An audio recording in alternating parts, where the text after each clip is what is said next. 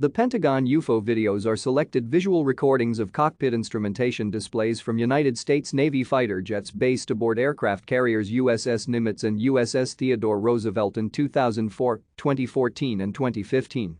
The three videos, widely characterized as officially documenting UFOs, were the subject of extensive coverage in mainstream media in 2017 and later declassified by the Pentagon in 2020.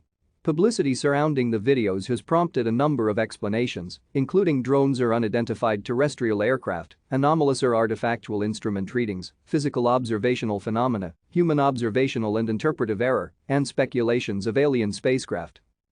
In 2004, FA-18 Super Hornets fighter pilots and sensor instrumentation associated with the USS Nimitz carrier strike group reported instrument detection of unknown aerial objects.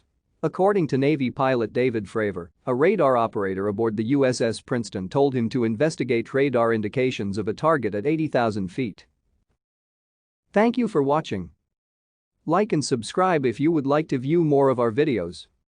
Have a nice day.